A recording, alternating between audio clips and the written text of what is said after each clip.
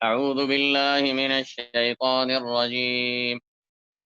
أفأصفاكم ربكم بالبنين واتخذ من الملائكة إناثا إنكم لتقولون قولا عظيما. أفأصفاكم أفأصفاكم کیا بس چن لیا ہے تم کو، ربکم تمہارے رب نے، بالبنین بیٹوں کے لیے یا بیٹوں کے ساتھ، واتخذ من الملائکۃ اناثا، واتخذ اور بنا لیا یعنی اپنے لیے، من الملائکۃ فرشتوں کو، اناثا بیٹیاں، اور بنا لیا اپنے لیے فرشتوں کو بیٹیاں. یعنی مشرکین عرب میں بعض قبائل ایسے تھے جن کا عقیدہ یہ تھا کہ فرشتے اللہ کی بیٹیاں ہیں. اللہ تعالیٰ نے ان کے اس مشرکانہ عقیدے کی قرآن مجید میں کئی مقامات پر تردید فرمائی. تو یہاں پر بھی اللہ تعالیٰ ان سے کہہ رہا ہے یہ تمہارا کیسا عجیب عقیدہ ہے کہ ایک طرف تم فرشتوں کو اللہ کی بیٹیاں قرار دیتے ہو اور اپنے لیے بیٹیاں پسند نہیں کرتے. اپنے لیے تو تم بیٹیاں پسند نہیں کرتے لیکن فرشتوں کو اللہ کی بیٹیاں قرار دیتے ہو. تو کیا اللہ تعالیٰ نے تمہارے لیے بیٹیوں کو رکھ لیا ہے، پسند کیا ہے؟ کیا یہ تمہارا عقیدہ ایسا ہے؟ یعنی مطلب یہ ہے کہ ان کا یہ کہنا نہ صرف یہ کہ شرک ہے، نہ صرف یہ کہ وہ ایک باطل عقیدہ ہے، جھوٹ ہے، بلکہ ان کی ناانصافی پر بھی مبنی ہے کہ وہ ایک طرف اپنے لیے بیٹیوں کو پسند نہیں کرتے، صرف بیٹوں کو پسند کرتے ہیں، اور دوسری طرف اللہ کی طرف بیٹیوں کی نسبت کرتے ہیں. تو یہ جہاں پر شرک ہے، جھوٹ ہے، اللہ پر افترا ہے ان کا یہ عقیدہ، وہیں پر یہ ان کی ناانصافی اس میں صاف نظر آتی ہے. افاصفاکم ربکم بالبنین، کیا پس اس چن لیا ہے تمہارے لیے تمہارے رب نے بیٹوں کو، بالبنین واتخذ من الملائکۃ اناثا، اور بنا لیا اپنے لیے فرشتوں کو بیٹیاں. انکم لتقولون قولا عظیما، انکم بے شک تم، لتقولون بے شک تم البتہ کہتے ہو، قولا عظیما ایک بہت بڑی بات، یعنی گناہ والی بہت بڑی بات، یعنی گناہ میں بہت بڑی، یعنی بہت ہی قبیح اور بہت ہی خطرناک بات تم کہتے ہو، کیونکہ تم اللہ سبحانہ و تعالیٰ پر بیٹیوں کی نسبت کر رہے ہو، اور اللہ تعالیٰ بیٹیوں سے اور بیٹوں سے، اولاد سے اللہ سبحانہ و تعالیٰ منزہ ہے، پاک ہے. انکم لتقولون قولا عظیما، بے شک تم البتہ کہتے ہو بہت بڑی بات، یعنی اللہ پر تم جھوٹا بہتان لگاتے ہو. وَلَقَدْ صَرَّفْنَا، اور البتہ یقیناً، صرفنا ہم نے پھیر پھیر کر بیان کیا ہے. یعنی قرآن مجید میں اللہ تعالیٰ نے لوگوں کی ہدایت کے لیے مختلف طریقوں اور مختلف اسلوبوں سے لوگوں کو سمجھایا ہے. کبھی واعظ اور نصیحت کی شکل میں، کبھی ترغیب اور ترہیب کی شکل میں، کبھی مثالیں بیان کر کے، کبھی پچھلی قوموں کے واقعات اور قصص کا ذکر فرما کر، کبھی جنت اور جہنم کا تذکرہ کر کے. یعنی اللہ تعالیٰ نے مختلف طریقے سے پھیر پھیر کر لوگوں کو ہدایت کی طرف دعوت دی ہے، شاید کہ وہ ہدایت حاصل کریں. وَلَقَدْ صَرَّفْنَا، اور البتہ یقیناً ہم نے پھیر پھیر کر بیان کیا ہے. صرفنا، صرفہ کا مطلب پھیرنا، صرفنا اسی صرف یصرف تصریفا. وَلَقَدْ صَرَّفْنَا، اور البتہ یقیناً ہم نے پھیر پھیر کر بیان کیا ہے، فی ھذا القرآن، اس قرآن میں، لیذکروا، تاکہ وہ نصیحت حاصل کریں. مقصد اس کا یہ ہے کہ لوگ ہدایت پالیں، نصیحت حاصل کر لیں، سیدھے راستے پر چلیں. لیذکروا، تاکہ وہ نصیحت حاصل کریں. وما یزیدہم الا نفورا، اور زیادہ نہیں کر رہی ہے ان کو یہ چیز مگر نفرت میں. نفورن یعنی نفرت، یعنی بھاگنے میں. یعنی یہ سب اللہ تعالیٰ انہیں مختلف طریقے سے قرآن کریم میں مختلف طریقوں سے انہیں سمجھا رہا ہے، نصیحت کر رہا ہے، لیکن پھر بھی یہ بھاگے جا رہے ہیں. وما یزیدہم الا نفورا، اور زیادہ نہیں کر رہی ہے ان کو یہ چیز، یہ بات، الا نفورا، مگر نفرت میں. قل، کہہ دے، لو کان معہ آلہۃ، اگر ہوتے اس کے ساتھ کچھ اور معبود، کچھ دوسرے معبود. قل، کہہ دے، لو کان معہ، اگر ہوتے اس کے ساتھ آلہۃ، دوسرے معبود. کما یقولون، جیسا کہ وہ کہتے ہیں، یعنی جیسا کہ ان مشرکین کا عقیدہ ہے، ہاں، ان کے عقیدے کے مطابق اگر اللہ تعالی کے ساتھ کچھ دوسرے بھی خدا ہوتے، دوسرے بھی معبود ہوتے، دیوی دیوتا ہوتے، اذن، تب، تو لبتغوا، تو وہ ضرور تلاش کر لیتے، الی ذی العرش سبیلا، عرش والے تک راستہ. اذن لبتغوا، تب تو وہ لبتغوا، تو وہ ضرور تلاش کر لیتے، الی ذی العرش، عرش والے تک، سبیلا، راستہ. اچھا، اس کا کیا مطلب ہے؟ اذن لبتغوا الی ذی العرش سبیلا، اس کے دو مطلب بیان کیے مفسرین نے. ایک مطلب تو یوں ہے کہ اگر واقعی میں جیسا یہ کہتے ہیں کہ اللہ تعالیٰ کے ساتھ، جیسے ان مشرکین کا عقیدہ ہے کہ اللہ تعالیٰ کے ساتھ کچھ دوسرے معبود ہیں جن کی وہ عبادت کرتے ہیں، تب تو اگر ایسا ہوتا تو اب تک یہ جو ان کے شرکا ہوتے، یا جو دوسرے معبود ہوتے، دوسرے خدا ہوتے، وہ تو جو ہے مالک عرش، یعنی ذی العرش، یعنی اللہ سبحانہ و تعالیٰ کی طرف راستہ ڈھونڈتے، یعنی اللہ سبحانہ و تعالیٰ سے جنگ کر کے مملکت پر خود قابض ہونے کی فکر کرتے. جیسے کہ دنیا کے اندر ہوتا ہے کہ جب کئی بادشاہ ہوتے ہیں تو اس میں جو بادشاہ مختلف مل کر کیا کرتے ہیں، کسی ایک دوسرے بڑے بادشاہ کے خلاف جو ہے مل کر جنگ کرتے ہیں، یا اس کو جو ہے نا نیچا دکھانے کی کوشش کرتے ہیں، خود قبضہ کرنے کی کوشش کرتے ہیں. اگر ایسا ہوتا تو یہ خاموشی نہ ہوتی، یہ امن و امان سے دنیا کا نظام نہیں چلتا، بلکہ جو دوسرے معبود ہیں وہ اقتدار پر پوری طرح قبضہ کرنے کے لیے وہ اللہ تعالیٰ سے جنگ کے لیے جو ہے نا آسمان کی طرف جاتے. لیکن ایسا کچھ نہیں، تو ان کا عقیدہ غلط. دوسرا مطلب بعض مفسرین نے یہ بیان کیا کہ اگر واقعی میں جیسا ان کا یہ عقیدہ ہے، اگر اللہ تعالیٰ کے ساتھ کچھ دوسرے معبود ہوتے جیسے ان مشرکین کا عقیدہ ہے، تو تب بھی یہ اللہ تعالیٰ کے قرب کا راستہ تلاش کرتے، یعنی اللہ تعالیٰ سے قریب ہونے، اللہ تعالیٰ کی عظمت اور اللہ تعالیٰ کی بلندی کے سامنے یہ اللہ تعالیٰ کے سامنے جھکے ہوتے اور اللہ تعالیٰ سے قریب ہونے کا راستہ ڈھونڈتے.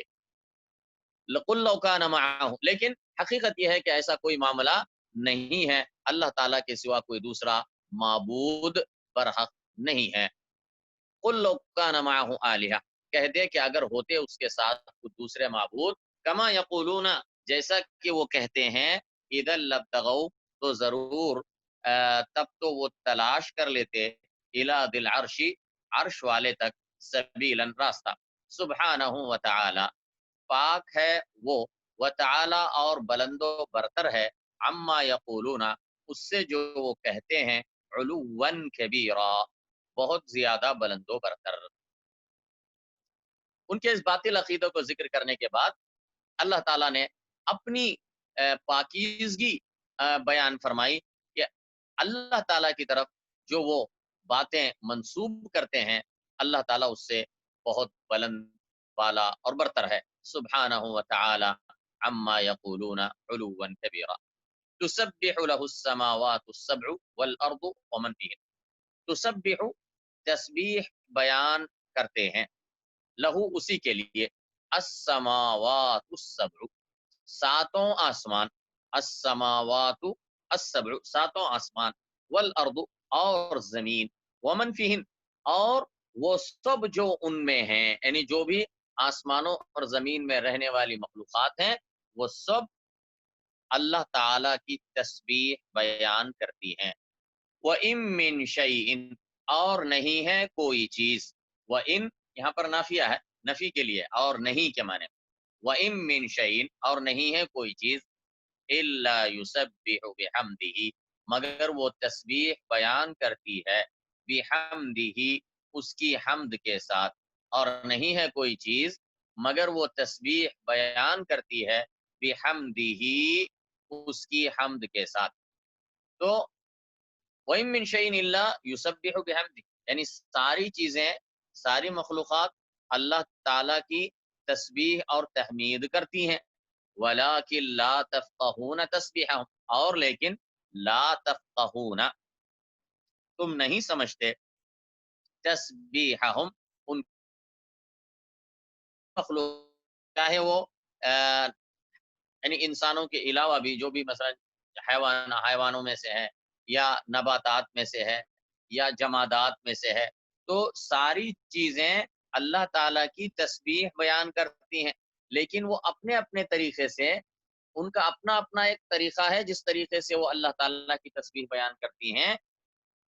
تم ان کی تسبیح کو نہیں سمجھتے ہو، کیونکہ ان کی تسبیح کا جو طریقہ ہے وہ تم کو نہیں معلوم ہے، لیکن اللہ تعالیٰ کی تسبیح بیان کرتی ہیں ساری چیزیں جو آسمانوں اور زمین کے اندر موجود ہیں. وَلَٰكِن لَّا تَفْقَهُونَ تَسْبِيحَهُمْ، اور لیکن تم نہیں سمجھتے ان کی تسبیح کو. إِنَّهُ كَانَ حَلِيمًا غَفُورًا، بے شک وہ بہت بردبار، بہت غفور ہے، بہت معاف کرنے والا ہے. تو نیچے ایک حدیث ذکر کی گئی ہے تسبیح کے حوالے سے. عبداللہ بن مسعود رضی اللہ عنہ فرماتے ہیں کہ ہم لوگ رسول اللہ صلی اللہ علیہ وسلم کے ساتھ کھانا کھا رہے تھے، اس حال میں کہ ہم کھانا کھا رہے ہوتے تھے، اس حال میں کہ ہم کھانے کی تسبیح سنا کرتے تھے. اللہ کے نبی صلی اللہ علیہ وسلم کے ساتھ ہم کھانا کھاتے ہوئے کھانے کی تسبیح بیان کرنے کو سنا کرتے تھے. اسی طریقے سے حدیث میں یہ بھی آیا ہے کہ اللہ کے نبی صلی اللہ علیہ وسلم نے ایک مرتبہ اپنے ہتھیلی میں کچھ کنکر رکھے، اور وہ کنکر، ان کنکروں سے اللہ کی تسبیح کی آواز سنی گئی، ایسے سنی گئی جیسے کہ شہد کے مکھیوں کے چھتے سے جیسے بنبناہٹ کی یا گنگناہٹ کی آواز آتی ہے، تو اس طریقے سے تسبیح کی آواز ان کنکریوں سے سنی گئی. اور اسی طرح آتا ہے کہ اللہ کے نبی صلی اللہ علیہ وسلم جب مکے میں تھے تو وہاں پر جو ہے وہاں پر ایک پتھر تھا یا ایک درخت تھا، تو اللہ کے نبی صلی اللہ علیہ وسلم کو سلام کیا کرتے تھے. اسی طریقے سے مسجد نبوی میں اللہ کے نبی صلی اللہ علیہ وسلم جمعہ کا خطبہ ارشاد فرماتے تھے،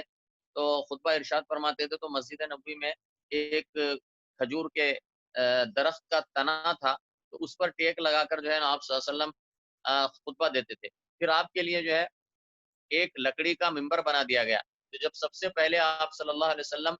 پہلی مرتبہ ممبر پر چڑھ کر خطبہ دینے لگے، تو وہ جو کھجور کے درخت کا تنا تھا وہ بچے کی طرح بلبلا کر رونے لگا، یہاں تک کہ اللہ کے نبی صلی اللہ علیہ وسلم نے اتر کر اسے اپنے سینے سے لگایا اور اس کو تسلی دی، تو پھر وہ آہستہ آہستہ خاموش ہوا. تو مطلب یہ ہے کہ یہ جو مخلوقات ہیں، جو بظاہر ہم یہ سمجھتے ہیں کہ یہ بے جان ہیں یا ناسمجھ ہیں، لیکن وہ بھی اللہ کی تسبیح بیان کرتی ہیں، لیکن ان کی تسبیح کا طریقہ وہ ہر ایک کا اپنا اپنا طریقہ ہے جس کو ہم نہیں سمجھ پاتے. تو یہ جو ہے حقیقی تسبیح ہے نا، حقیقی تسبیح وہ بیان کرتی ہے. یہی راجح قول ہے. بعض اہل علم نے فرمایا کہ یہاں پر تسبیح سے مراد تسبیح حالی ہے، یعنی ان کا جو حال ہے، ان کی جو مخلوق، یہ جو اللہ تعالیٰ کی مخلوقات ہیں، تو یہ بتا رہی ہیں کہ اللہ تعالیٰ ایک ہے، اور اللہ تعالیٰ جو ہے وہ بہت پاک ہے، پاک ہے، بلند و برتر ہے. تو ان کو دیکھ کر یہ بات سمجھ میں آتی ہے، یعنی یہ تسبیح حالی ہے. بعض نے اس کو تسبیح حقیقی نہیں بلکہ تسبیح حالی کہا ہے، لیکن زیادہ صحیح یہ ہے کہ وہ تسبیح حقیقی ہے. تسبیح حالی تو ہے ہی، اس میں تو کوئی شک نہیں ہے، وہ تو ہے ہی، لیکن تسبیح لسانی بھی ہے، تسبیح حقیقی بھی ہے کہ وہ اللہ تعالیٰ کی اپنے طریقے سے تسبیح بیان کرتا ہے. إِنَّهُ كَانَ حَلِيمًا غَفُورًا وَإِذَا قَرَأْتَ الْقُرْآنَ، اور جب تو قرآن پڑھتا ہے، جعلنا، تو ہم بنا دیتے ہیں، بینک، تیرے، وبین الذین لا یؤمنون بالآخرہ، تیرے درمیان اور ان کے درمیان جو لا یؤمنون بالآخرہ، جو ایمان نہیں رکھتے آخرت پر، حجابا مستورا، پردہ پوشیدہ، حجابن پردہ، مستورن یعنی پوشیدہ، یعنی نظر نہیں آنے والا، یعنی تمہیں نظر نہیں آتا ہے، نگاہوں سے تمہارے اوجھل ہے، چھپا ہوا ہے، مستورا ستر سے ہے، یعنی پوشیدہ. تو اللہ کہہ رہا ہے کہ اے نبی جب تم ان کے سامنے قرآن کی تلاوت کرتا ہے تو یہ مشرکین جو آخرت پر ایمان نہیں رکھتے، تو تیرے ہاں، اور ان کے درمیان ہم ایک پردہ حائل کر دیتے جو لوگوں کو بظاہر نظر نہیں آتا، اور یہ پردہ رکاوٹ بن جاتا ہے ان کے اس قرآن کو سمجھنے میں، اس قرآن پر ایمان لانے میں۔ تو یہ جو رکاوٹ بیچ میں اللہ تعالیٰ لگا رہا ہے، حجاب مستور، یہ انہی کی وجہ سے ہے، انہی کے اعمال کا نتیجہ ہے، انہی کی ضد اور عناد کی وجہ سے ان کے ساتھ یہ معاملہ کیا گیا ہے، ورنہ اللہ کسی پر ظلم نہیں کرتا، بلکہ بندے خود ہی اپنے آپ پر ظلم کرتے ہیں۔ وَإِذَا قَرَأْتَ الْقُرْآنَ، اور جب تو قرآن پڑھتا ہے، جعلنا، تو ہم بنا دیتے ہیں، بَيْنَكَ وَبَيْنَ الَّذِينَ لَا يُؤْمِنُونَ بِالْآخِرَةِ، تیرے درمیان اور ان کے درمیان جو آخرت پر ایمان نہیں رکھتے، حجابا مستورا، پردہ پوشیدہ، وَجَعَلْنَا عَلَى قُلُوبِهِمْ أَكِنَّةً، اور ہم نے بنا دیے ہیں ان کے دلوں پر، اکنتن، پردے، اکنتن کنانتن کی جمع ہے، پردے، اور ہم نے بنا دیے ہیں ان کے دلوں پر پردے، یعنی ڈال دیے ہیں ان کے دلوں پر پردے، ان یفقہوہ، جو رکاوٹ ہیں اس میں کہ وہ سمجھیں اس کو، یعنی ان کے دلوں پر اللہ تعالیٰ نے ان کی بدعمالیوں کی وجہ سے، ان کی ضد کی وجہ سے، ان کی سرکشی کی وجہ سے، ان کے ظلم کی وجہ سے، اللہ تعالیٰ نے ان کے دلوں پر پردے ڈال دیے ہیں، اس کے لیے وہ اس قرآن کو بظاہر تو سنتے ہیں لیکن اس کو صحیح سمجھتے نہیں ہیں۔ وَجَعَلْنَا عَلَى قُلُوبِهِمْ أَكِنَّةً، اور ہم نے ڈال دیے ہیں ان کے دلوں پر اکنتن، پردے، ان یفقہوہ، جو رکاوٹ ہے اس بات میں کہ وہ سمجھیں اس کو، وفی آذانہم وقرا، اور ان کے کانوں میں ڈانٹ، وفی آذانہم، اذن، کان، اس کی جمع ہے آذان، اور ان کے کانوں میں وقرن، ڈانٹ، وقر کہتے ہیں ڈانٹ، یعنی کوئی روئی وغیرہ ایسی چیز جو کانوں کے اندر رکھی جائے اور جس کی وجہ سے وہ سن نہیں پاتے، تو یعنی نہیں سنتے ہیں، ان کے کانوں میں ڈانٹ ہے، یعنی وہ قرآن کو نہ سمجھ سکتے ہیں، نہ وہ جو ہے نا اس کو صحیح طریقے سے قبول کرنے کی نیت سے، اچھی نیت سے وہ اس کو سن بھی نہیں سکتے۔ وَإِذَا ذَكَرْتَ رَبَّكَ فِي الْقُرْآنِ وَحْدَهُ، اور جب تو ذکر کرتا ہے ربک، تیرے رب کا، فی القرآن، قرآن میں، وحدہ، اسی اکیلے کا، یعنی اللہ وحدہ کا، جب تو قرآن میں ذکر کرتا ہے، وَإِذَا ذَكَرْتَ ربک وحدہ، ایسا ہے، یعنی تیرا رب جو وحدہ اکیلا ہے، وَإِذَا ذَكَرْتَ ربک، اور جب تو ذکر کرتا ہے ربک، تیرے رب کا، فی القرآن، قرآن میں، وحدہ، اسی اکیلے کا، یعنی اللہ وحدہ لا شریک کا، وَلَّوْ، تو وہ پلٹ پڑتے ہیں، علی ادبارہم، اپنی پیٹھوں پر، نفورن، بھاگتے ہوئے، یعنی جب قرآن کریم میں اے نبی تو اللہ کی توحید کی دعوت دیتا ہے، اللہ کی توحید کی بات کرتا ہے، تو یہ اتنے متنفر ہو جاتے ہیں کہ یہ اپنے پیٹھوں کے بل بھاگنے لگتے ہیں، اس کو سن نہیں سکتے، تو یہ اللہ کی توحید سے ایسے بھاگتے ہیں، اور یہ مشرکین کی خاص نشانی ہے، کہ مشرکین توحید کی جب بات آتی ہے تو یہ بڑے بے چین ہو جاتے ہیں، ان کو قرار نہیں آتا، بڑے بے چین ہو جاتے ہیں، سن نہیں سکتے، فوراً بھاگنے لگتے ہیں۔ اور آج بھی آپ دیکھیں، جب مشرکین ہوں گے ان کے سامنے آپ توحید کی بات کرو تو وہ ایسے بے چین ہونے لگتے ہیں کہ آپ ان کی بے چینی صاف نظر آئے گی، اور پہلی فرصت میں وہ وہاں سے بھاگنے لگتے ہیں، کیونکہ توحید کو سن نہیں سکتے۔ وَإِذَا ذَكَرْتَ رَبَّكَ فِي الْقُرْآنِ وَحْدَهُ، اور جب تو ذکر کرتا ہے تیرے رب کا قرآن میں، وحدہ، اسی اکیلے کا، وَلَّوْا عَلَىٰ أَدْبَارِهِمْ نُفُورًا، تو وہ پلٹ پڑتے ہیں اپنی پیٹھوں پر، نفوراً، بھاگتے ہوئے۔ نحن اعلم بما يستمعون به، ہم خوب جاننے والے ہیں، نحن اعلم، ہم خوب جاننے والے ہیں، بما يستمعون به، اس طریقے کو وہ سنتے ہیں جس طریقے سے، یعنی ہم اچھی طرح جانتے ہیں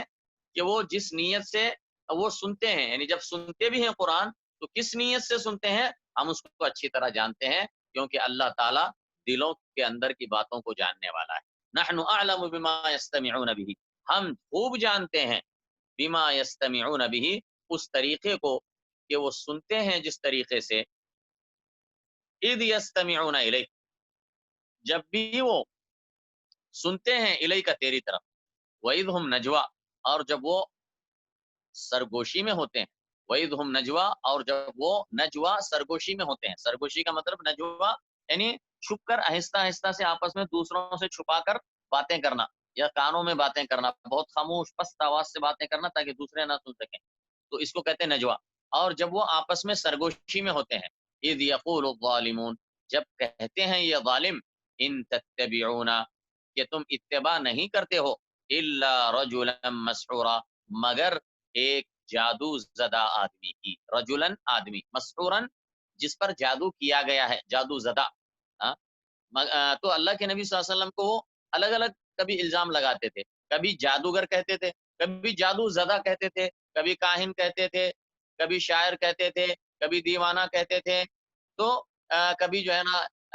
کہتے تھے کہ جن کا اس پہ، جن نے ان کے اوپر قبضہ کیا ہوا ہے وغیرہ. تو یہ مختلف اوقات میں مختلف قسم کی الگ الگ باتیں کہتے تھے. یہ ان کا آپ اس ایک بات پر ثابت قدم نہ رہنا اور الگ الگ مختلف باتیں کرنا، یہ خود اس بات کی دلیل تھا کہ وہ بس ایسے ہی ہٹ کر کے تیر چلا رہے ہیں اور انہیں خود اپنی باتوں پر یقین نہیں ہے جو وہ کہتے ہیں. انظر کیف ضربوا لك الامثال، تو دیکھ کیف ضربوا لك الامثال، کیسے انہوں نے بیان کی ہیں تیرے لیے مثالیں. کیف ضربوا، انظر تو دیکھ، کیف کیسے، ضربوا انہوں نے بیان کی ہیں، لکا تیرے لیے، الامثال مثالیں، یعنی کیسے بیان کی ہیں، یعنی اے نبی تو دیکھ یہ کیسی کیسی باتیں کرتے ہیں، تیرے لیے کیسی کیسی مثالیں دیتے ہیں. یعنی کبھی کہتے ہیں جادو زدہ ہے، کبھی کہتے ہیں جادوگر ہے، کبھی کہتے ہیں دیوانہ ہے، کبھی کہتا ہے شاعر ہے، کبھی کہتے ہیں کاہن ہے. یہ کیسی کیسی مثالیں بیان کرتے ہیں. فضلوا، بس وہ گمراہ ہو گئے. فلا يستطيعون سبیلا، سو وہ استطاعت نہیں رکھتے راستے کی، تو اسی لیے یہ ہدایت حاصل نہیں کر سکتے، ہدایت کے راستے پر کی استطاعت نہیں رکھتے. وقالوا، اور انہوں نے کہا، یعنی ان مشرکوں نے کہا، اذا كنا عظاما، کیا جب ہم ہو جائیں گے ہڈیاں. عظام عظم کی جمع ہے، عظم کہتے ہیں ہڈی کو، اور اس کی جمع ہے عظام. اور انہوں نے کہا اذا كنا، کیا جب ہم ہو جائیں گے ہڈیاں، ورفاتا، اور چورا چورا، رفاتن کہتے ہیں چورا چورا، یعنی ہڈیاں جب انسان مر جاتا ہے، مٹی میں دفن کر دیا جاتا ہے اور وقت گزرنے کے ساتھ وہ مٹی میں تحلیل ہو جاتا ہے اور اس کی ہڈیاں بھی چورا چورا ہو جاتی ہیں. تو انا لمبعوثون، تو کیا بے شک ہم البتہ ضرور اٹھائے جانے والے ہیں. لمبعوثون، تو کیا بے شک ہم البتہ، کیا بے شک ہم البتہ ضرور اٹھائے جانے والے ہیں. خلقن جدیدہ،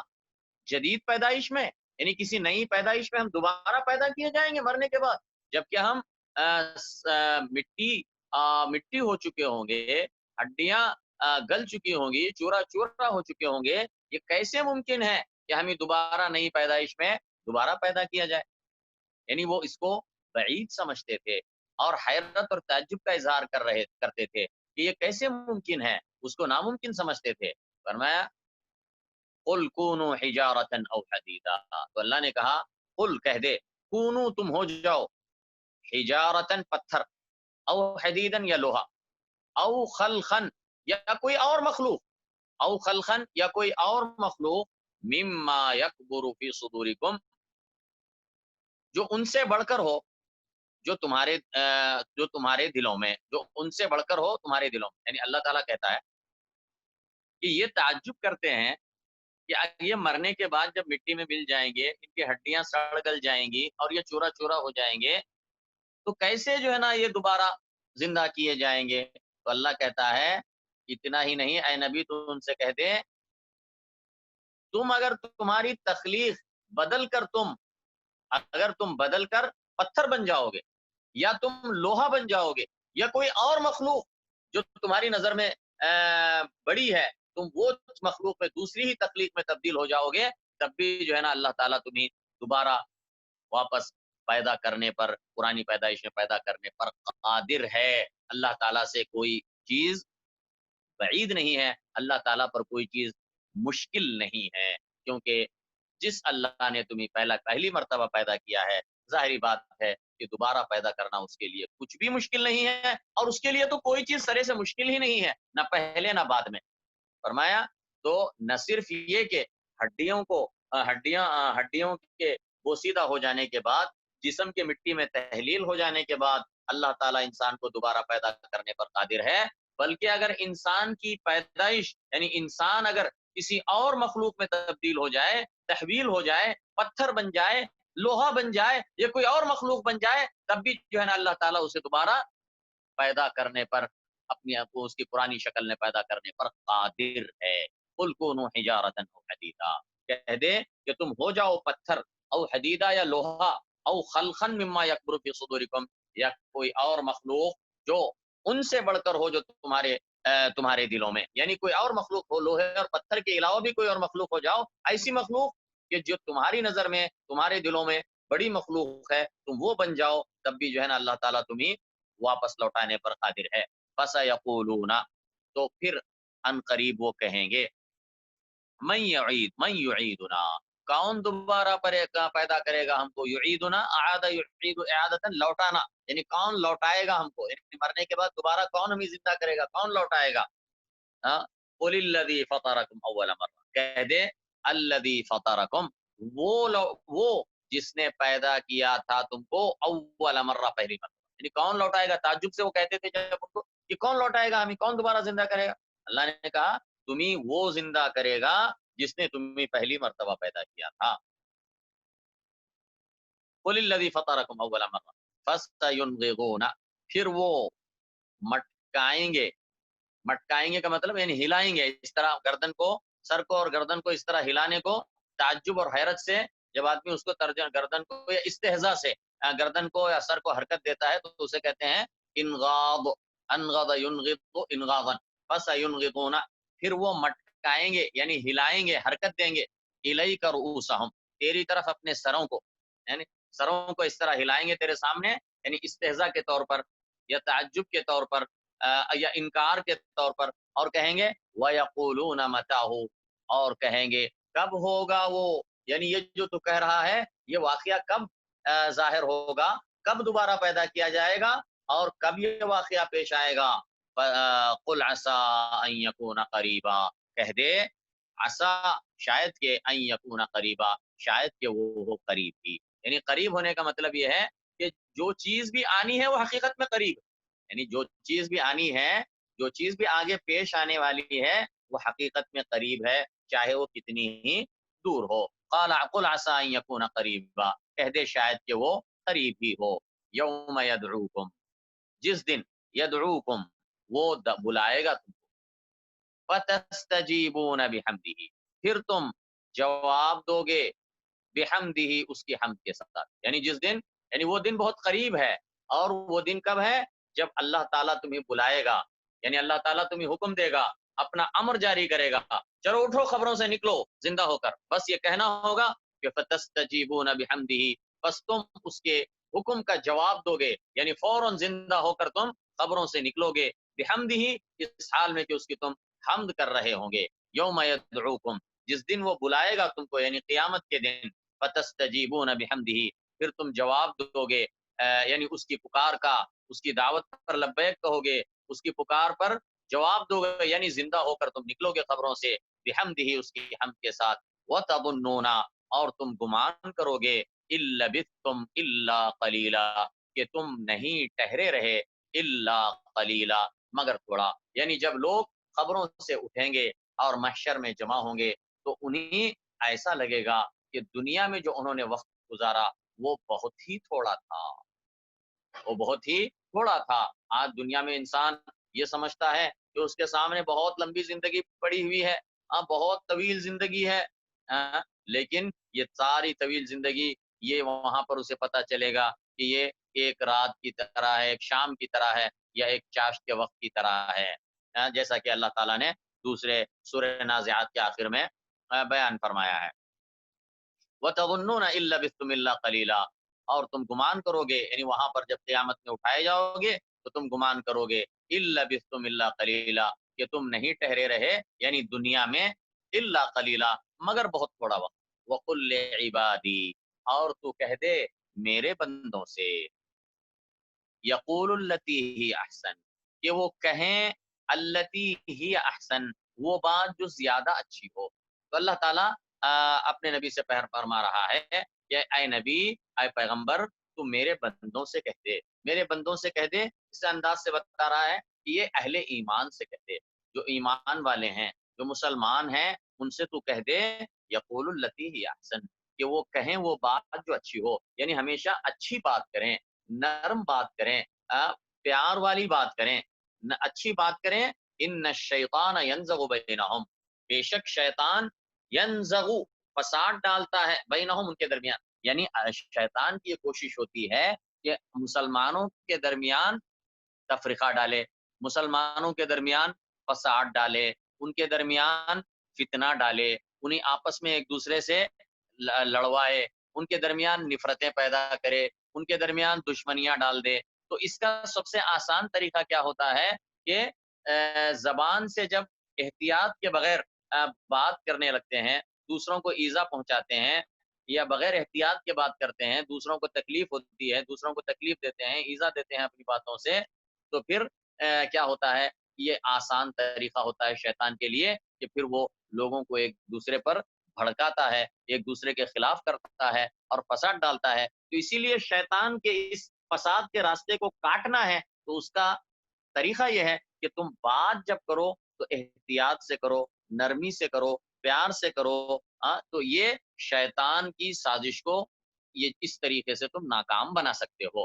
وَقُلْ لِعِبَادِي يَقُولُ الَّتِي هِيَ أَحْسَنُ، اور تو کہہ دے میرے بندوں سے یقول التی ہی احسن، کہیں وہ بات جو بہتر ہو. دیکھو دنیا میں عام طور سے آپ دیکھیں گے، اپنے سماج میں غور کریں، اپنے خاندانوں میں غور کریں، عام طور سے جو لڑائیاں جھگڑے ہوتے ہیں ان کی بنیاد آپسی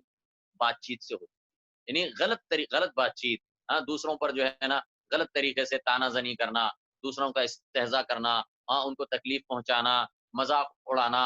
یا ان کو ڈیگریڈ کرنا، ان کو جو ہے نا بے عزت کرنا. تو یہیں سے یہ بات چیت کے غلط طریقے سے کرنے سے عام طور سے کیا ہوتے ہیں، فتنہ اور فساد بھڑکتے ہیں پڑوسیوں کے درمیان، خاندانوں کے درمیان، دوستوں کے درمیان، آپس میں ساتھ میں کام کرنے والے کلیگز کے درمیان. تو اسی لیے زبان پر قابو رکھنا چاہیے اور زبان سے نرم والی بات کرنی چاہیے، اچھی بات کرنی چاہیے. وَقُلْ لِعِبَادِي يَقُولُ الَّتِي هِيَ أَحْسَنُ، اور کہہ دے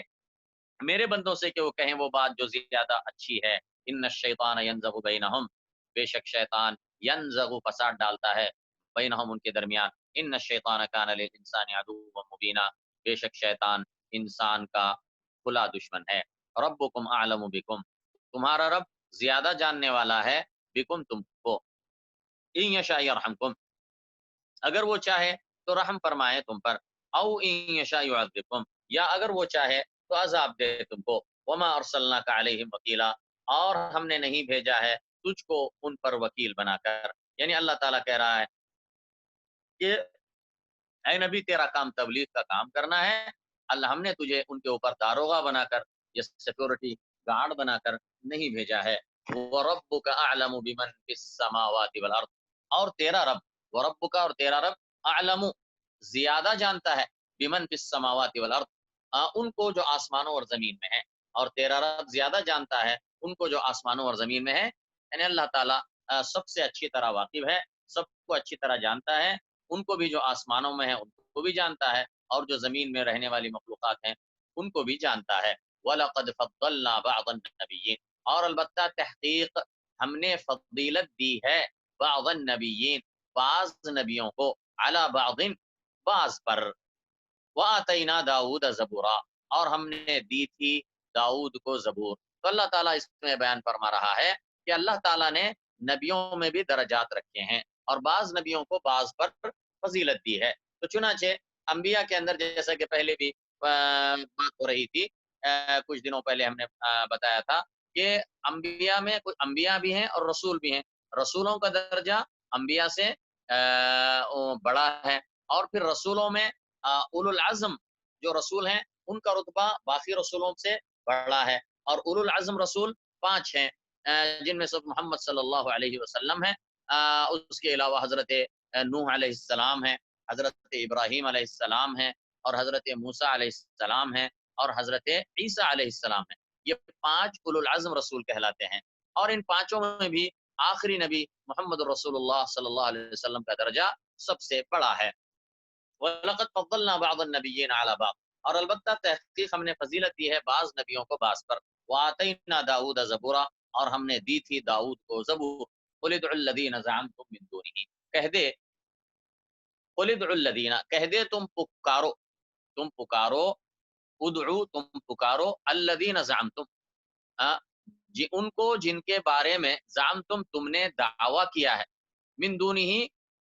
उसके अलावा, यानी जिनको तुम पुकारो अपने उन शुरका को, जिनको तुमने अल्लाह के साथ शरीक कर रखा है, अपने मन में तुमने उन्हें अल्लाह के साथ शरीक बना रखा है, या शरीक तुम उनको समझते हो, जबकि अल्लाह का कोई शरीक नहीं है। तो अल्लाह कहता है लेकिन फिर भी तुम ये दावा करते हो कि अल्लाह ताला के साथ दूसरे खुदा हैं, दूसरे शुरका हैं, तो तुम उनको पुकारो, कह दे तुम पुकारो उनको, जिनके बारे में तुमने दावा किया है खुदाई का, मिन दूनिही, उसके अलावा यानी अल्लाह के अलावा, लेकिन सुन लो, तुम जितना उनको पुकारना है पुकारो, फला यमलिकूना कश्फ दुर्रि अन्कुम, बस वो इख्तियार नहीं रखते, फला यमलिकूना, बस वो इख्तियार नहीं रखते, कश्फ दुर्रि अन्कुम, बस वो इख्तियार नहीं कर रखते तकलीफ दूर करने का तुमसे। कश्फ का मतलब कश्फ दूर करना, अद्दुर तकलीफ, यानी तकलीफ दूर करने का, तुमसे तकलीफ को दूर करने का वो जरा भी इख्तियार नहीं रखते, उनके हाथ में कोई इख्तियार ही नहीं है। तुम जितना पुकारना है पुकार लो, वो तुम्हारी को ना तकलीफ दूर कर सकते हैं, वला तहवीला, और ना उसे पलटाने का इख्तियार रखते हैं। तहवील कहते हैं पलटा देना, यानी एक तो है कि तकलीफ को दूर कर दिया जाए, और दूसरा तरीका है कि तकलीफ को तुमसे हटाकर दूसरी तरफ शिफ्ट कर दिया जाए। ये शिफ्ट करने को क्या कहते हैं? तहवील, पलटा देना, यानी कि तकलीफ को उससे हटाकर किसी दूसरे पर लगा दे, यह है तहवील। तो ना वो तकलीफ को दूर कर सकते हैं, ना उसे दूसरे की तरफ उसे मुंतकिल कर सकते हैं, ये मतलब, यानी उनके हाथ में कुछ भी इख्तियार नहीं है, तुम्हारे पुकारने से कुछ होने वाला नहीं है, जितना पुकारना है तुम पुकार लो। लेकिन ये बात सुन लो कि जिनको तुम पुकार रहे हो अल्लाह के सिवा, उनके पास जर्रा बराबर भी इख्तियार नहीं है, ना वो तकलीफ को दूर कर सकते हैं तुमसे, ना उसको हटाकर दूसरी तरफ मुंतकिल कर सकते। उलाइका अल्लज़ीना यदऊना, वो जिनको ये पुकारते हैं, उलाइका अल्लज़ीना यदऊना, वो जिनको अल्लज़ीना यदऊना ये लोग पुकारते हैं, यानी अब ये मुशरिकीन जिनको पुकारते थे अल्लाह के साथ, उन्होंने जिनको अल्लाह के साथ शरीक बना रखा था, और जिनको ये पुकारते थे और अल्लाह के पास अपना सिफारिशी समझते थे, उसमें अंबिया भी, जैसे हजरत ईसा हैं, ईसाइयों ने उनको उनको पुकारते थे, अल्लाह के साथ शरीक बना रखा। उज़ैर हैं अलैहिस्सलाम हैं, ये अल्लाह के नबी। या इसी तरह बाज़ लोग फरिश्तों को अल्लाह की बेटियां समझकर उनको पुकारते थे। अल्लाह के फरिश्ते अल्लाह के बंदे हैं, और वो अल्लाह के मुकर्रब बंदे हैं। तो उलाइका अल्लज़ीना, इसी तरीके से बाज़ लोग शुहदा को, औलिया को, हाँ, उनको पुकारते हैं दूर और नज़दीक से, और उनको मुश्किल कुशा समझते हैं। तो अल्लाह कह रहा है उलाइका अल्लज़ीना यदऊन, यानी ये जिनको मुशरिकीन पुकारते हैं, उनमें वो लोग भी हैं जो अल्लाह के नेक बंदे हैं। बुनियादी तौर से वो अल्लाह के नेक बंदे हैं, जैसे अंबिया हैं, शुहदा हैं, सालिहीन हैं, अल्लाह के फरिश्ते हैं वगैरह। उलाइका अल्लज़ीना यदऊना यब्तगूना इला, वो लोग, वो, उलाइका अल्लज़ीना यदऊन, वो जिनको यदऊना, ये लोग पुकारते हैं, यब्तगूना इला रब्बिहिम, वो खुद तलाश करते हैं, यब्तगूना वो खुद तलाश करते हैं, इला रब्बिहिम अपने रब की तरफ, अल वसीला वसीले को, वो खुद तलाश करते हैं अपने रब की तरफ वसीले को। वसीले से मुराद यानी अल्लाह से कुर्ब, अल्लाह से नजदीकी, अल्लाह से नजदीक होने की तलाश में रहते हैं। कुछ वो नेक लोग जिनको ये अल्लाह के साथ शरीक कर रहे हैं, यानी अंबिया,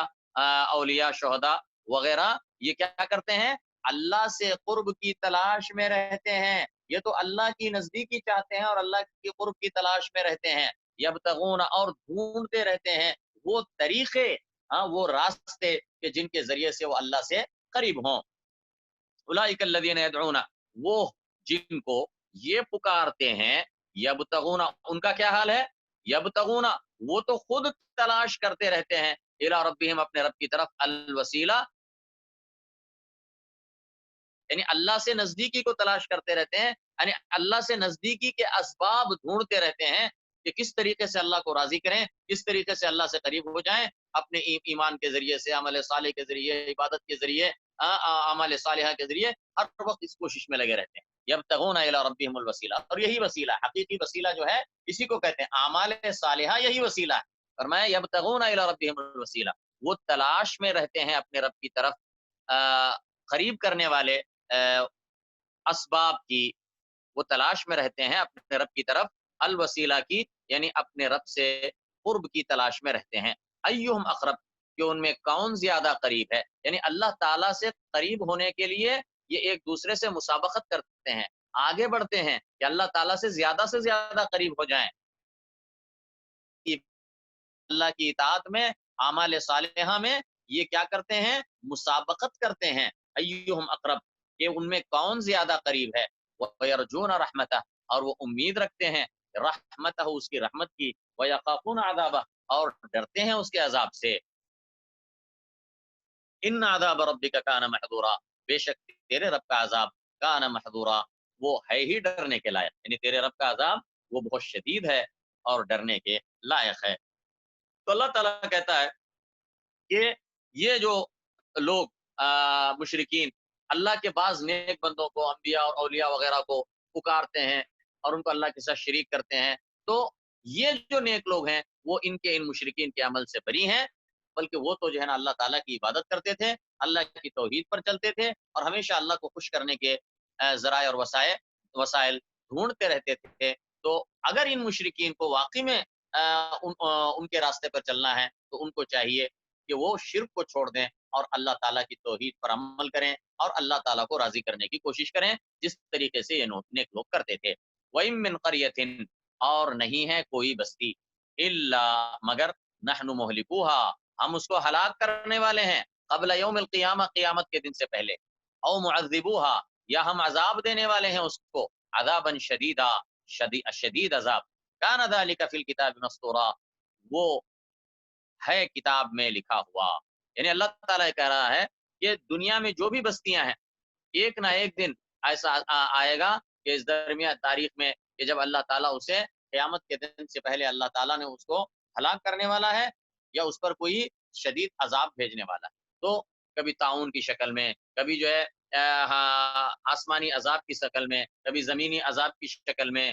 کبھی قحط کی شکل میں، یعنی کسی نہ کسی حیثیت سے ان کے اوپر، ہر بستی کے اوپر ان کے گناہوں کی وجہ سے، ان کے کفر کی وجہ سے، ان کے شرک کی وجہ سے، ان کی ناشکری کی وجہ سے، ان کے بدعمالیوں کی وجہ سے، ان کے ظلم اور زیادتی کی وجہ سے ان کے اوپر یا تو ان کو ہلاک اور برباد کیا جانے والا ہے یا پھر ان پر عذاب شدید بھیجا جائے گا اس دنیا میں آخرت سے پہلے۔ وَإِن مِّن قَرْيَةٍ اور نہیں ہے کوئی بستی، إِلَّا نَحْنُ مُهْلِكُوهَا مگر ہم اس کو ہلاک کرنے والے ہیں، قبل یوم القیامہ قیامت کے دن سے پہلے، او معذبوها عذابا شدیدا یا ہم عذاب دینے والے ہیں اس کو عذاب شدید، کان ذلک فی الکتاب مسطورا یہ ہے کتاب میں مسطورا لکھا ہوا، مسطورا سطر یسطر سطرا لکھنا، یہ ہے کتاب میں لکھا ہوا، کتاب میں لکھا ہوا یعنی لوح محفوظ میں سب کچھ لکھا ہوا ہے۔ وما منعنا ان نرسل بالآیات اور ہمیں نہیں روکے رکھا، وما منعنا اور نہیں روک رکھا ہے ہمیں، ان نرسل بالآیات کہ ہم بھیجیں معجزات کو، یعنی معجزات بھیجنے سے ہمیں کسی چیز نے نہیں روکا، الا مگر اس بات نے کہ ان کذب بها الاولون کہ جھٹلایا تھا ان کو الاولون پہلے لو زمانے کے لوگوں نے، پہلوں نے یعنی پہلی امتوں نے معجزات کو طلب کیا، نشانیوں کو مانگا، پھر جب اللہ تعالیٰ نے ان کی مانگی ہوئی نشانی دی تو انہوں نے اس کو جھٹلا دیا اور اس کے نتیجے میں وہ اللہ کے عذاب کے مستحق قرار پائے اور انہیں ہلاک اور برباد کر دیا گیا۔ اسی لیے اللہ تعالیٰ کہہ رہا ہے کہ ہم اسی لیے تم پر تمہاری مانگی ہوئی نشانیاں ہم فوراً نہیں بھیج رہے ہیں، اس لیے کہ اگر ان کو بھیج دیا گیا اور پھر اس کے بعد اگر تم نے ان کو جھٹلایا تو پھر اس کے بعد اللہ کے عذاب سے تمہیں کوئی بچا نہیں سکے گا، تو تمہاری مانگی ہوئی نشانیوں کے نہ دکھانے میں تمہاری ہی بھلائی ہے۔ وما منعنا ان نرسل بالآیات اور ہمیں نہیں روکے رکھا ان نرسل بالآیات اس بات سے کہ ہم بھیجیں معجزات کو، الا مگر صرف اس لیے ان کذب بها الاولون کہ جھٹلایا تھا ان کو پہلوں نے، وآتینا ثمود الناقہ اور ہم نے دی تھی ثمود کو اونٹنی، وآتینا قوم ثمود کو ہم نے اونٹنی کی نشانی دی تھی، اب اس سے بڑی اور کیا نشانی چاہیے؟ قوم ثمود نے آخر میں ان سے عجیب و غریب نشانی کا مطالبہ کیا، انہوں نے ایک پہاڑ کے اندر ایک چٹان کو خاص کر کے بتایا اس چٹان سے اونٹنی نکال کے بتاؤ زندہ. اللہ تعالیٰ نے ان کے اس مانگ کو پورا کیا اور چٹان کے اندر سے زندہ اونٹنی نکل کے نکلی. اب اس سے بڑی اور کیا نشانی ہو سکتی ہے بھائی؟ چٹان میں سامنے آنکھوں کے سامنے اونٹنی نکل کے آ رہی ہے زندہ اونٹ. اللہ تعالیٰ نے وہ نشانی دکھا دی. اب اتنی بڑی نشانی دکھانے کے باوجود بھی کیا ہوا؟ مبصرۃ یعنی فظلموا بها، پس انہوں نے ظلم کیا اس پر، یعنی ایمان نہیں لایا، جھٹلایا انہوں نے، اور اس کے نتیجے میں انہیں ہلاک اور برباد کر دیا گیا. فرمایا وآتینا ثمود الناقہ، اور ہم نے دی تھی سمود کو اونٹنی، یعنی بطور نشانی، مبصرۃ مبصرۃ نشانی کے طور پر. یعنی مبصرۃ کا مطلب ہوتا ہے، لفظی معنی ہوتا ہے دکھانے والی، یعنی بتانے والی. یہ اونٹنی کیا تھی؟ بتانے والی تھی، دکھانے والی تھی، سمجھانے والی تھی کہ یہ جو نبی ہے، یہ جو صالح علیہ السلام ہے، یہ اللہ کا سچا نبی ہے. اور یہ کیونکہ ایسی بڑی نشانی کوئی دکھانے پر قادر نہیں ہے سوائے اللہ کے، تو یہ اللہ نے یہ نشانی دکھائی ہے، اور اس سے پتا چلا کہ اللہ کی توحید برحق ہے اور یہ نبی سچا ہے. اتنی بڑی نشانی دیکھ کر بھی انہوں نے کیا کیا؟ فظلموا بها، پھر انہوں نے ظلم کیا اس پر. ظلم کیا اس پر کا مطلب ہے کہ اس نشانی کو انہوں نے جھٹلا دیا، اس نشانی کو بھی جھٹلا دیا. اور نہ صرف یہ کہ جھٹلایا، بلکہ انہوں نے اونٹنی کو قتل کر ڈالا. وما نرسل بالآیات الا تخویفا، اور ہم نہیں بھیجتے ہیں نشانیوں کو، ہم نہیں بھیجتے ہیں نشانیوں کو الا تخویفا، مگر ڈرانے کے لیے. تو یہاں پر نیچے حدیث لکھی ہوئی ہے اس آیت کے شان نزول کے بارے میں. ابن عباس رضی اللہ تعالیٰ عنہ سے روایت ہے کہ اہل مکہ نے نبی کریم صلی اللہ علیہ وسلم سے مطالبہ کیا تھا کہ وہ صفا پہاڑی کو سونا بنا دیں، سونے کا پہاڑ بنا دیں، اور مکے کے پہاڑوں کو ان کی جگہ سے ہٹا دیں تاکہ وہ وہاں زراعت کر سکیں، کھیتی باڑی کر سکیں. تو آپ سے کہا گیا، تو اللہ تعالیٰ نے یعنی آپ سے جواب میں کہا، اللہ نے کہا اللہ اپنے نبی سے، اگر آپ چاہیں تو انتظار کریں، اور اگر آپ چاہیں تو مطالبہ پورا کر دیا جائے گا. پھر اس کے بعد اگر وہ کفر ہی کریں گے تو گزشتہ قوموں کی طرح انہیں ہلاک کر دیا جائے گا. تو اللہ کے رسول صلی اللہ علیہ وسلم نے کہا میں عذاب نہیں چاہتا مگر میں انتظار کروں گا. بس اللہ نے یہ آیت اتاری. کون سی آیت؟ وما منعنا ان نرسل بالآیات الا ان كذب بها الاولون وآتینا ثمود الناقة مبصرة فظلموا بها الا تخویفا. وَإِذْ قُلْنَا لَكَ، اور جب ہم نے کہا تھا تجھ سے، وَإِذْ قُلْنَا لَكَ، اور جب ہم نے کہا تھا تجھ سے، إِنَّ رَبَّكَ أَحَاطَ بِالنَّاسِ، کہ بے شک تیرے رب نے احاطہ کیا ہے لوگوں کا. یعنی تیرے رب نے احاطہ کیا ہے لوگوں کا، یعنی گھیر رکھا ہے لوگوں کو. مطلب کیا ہے؟ یعنی اللہ تعالی بندوں پر پوری طرح اقتدار رکھتا ہے، بندوں پر پوری طرح حاوی ہے، بندوں پر اس کا پورا کنٹرول ہے. سمجھے نا؟ تو اس میں اللہ تعالیٰ اپنے نبی کو یہ اشارہ دے رہا ہے، اپنے نبی کو یہ بتا رہا ہے کہ اے نبی، تجھے مخالفین سے ڈرنے کی ضرورت نہیں ہے، یہ تیرا کچھ نہیں بگاڑ سکتے، کیونکہ سب اللہ کے کنٹرول میں ہے، سب اللہ تعالیٰ کے اللہ تعالیٰ نے سب کو ہر طرف سے گھیرا ہوا ہے. یہ تیرا کچھ نہیں کر سکتے اور تجھے نقصان نہیں پہنچا سکتے، تجھے ان سے ڈرنے اور گھبرانے کی ضرورت نہیں ہے. وَإِذْ قُلْنَا لَكَ، اور جب ہم نے کہا تجھ سے، إِنَّ رَبَّكَ أَحَاطَ بِالنَّاسِ، کہ بے شک تیرے رب نے گھیر رکھا ہے لوگوں کو. وَمَا جَعَلْنَا الرُّؤْيَا الَّتِي أَرَيْنَاكَ إِلَّا فِتْنَةً لِلنَّاسِ، اور ہم نے نہیں بنایا اس اور ہم نے نہیں بنایا اس رؤیا کو، اس دکھاوے کو، التی ارینا کا، جو ہم نے دکھایا تھا تجھے، الا فتنۃ للناس، مگر ایک آزمائش، مگر ایک آزمائش لوگوں کے لیے. والشجرۃ الملعونۃ فی القرآن، اور ملعون درخت کو قرآن میں، یعنی ملعون درخت کو جو جس کا ذکر آیا ہے قرآن کے اندر، جس کا ذکر آیا ہے، اس کو بھی ہم نے لوگوں کے لیے ایک آزمائش اور فتنہ بنایا. اب یہاں پر رؤیا سے کیا مراد ہے؟ اور ہم نے نہیں بنایا اس رؤیا کو. اچھا، رؤیا یہاں پر جو ہے رآ سے رؤیا ہے. ہاں، رآ کا مطلب دیکھنا. اب رآ سے دیکھو، ایک تو ہوتا ہے حقیقت میں جو آنکھ سے دیکھتے ہیں، وہ بھی رآ ہوتا ہے. رأیتو، ہم مثلا کہتے ہیں رأیت الاسد، میں نے شیر کو دیکھا، یہ رؤیا عین ہے، آنکھ سے دیکھی جانے والی چیز. اور کبھی آپ خواب دیکھتے ہیں اور اسے کہتے ہیں رأیت فی منامی، میں نے خواب میں دیکھا، نیند میں دیکھا، تو یہ بھی رہا ہے، لیکن یہ رؤیا کیا ہے؟ خواب کا رؤیت ہے، حقیقی نہیں ہے۔ تو رؤیا دونوں قسم کی ہوتی ہے، ایک تو رؤیا عین بھی ہوتی ہے، آنکھ سے دیکھے جانے والی رؤیت، اور دوسرے جو ہے رؤیا وہ صرف خیال کی رؤیا ہوتی ہے یا خواب کی رؤیا ہوتی ہے۔ تو یہاں پر کون سی رؤیا مراد ہے؟ تو یہاں پر رؤیا سے مراد وہ رؤیت عین ہے، رؤیا عین ہے، یعنی آنکھوں سے دیکھے جانے والی حقیقی رؤیا مراد ہے، اور اس سے مراد ہے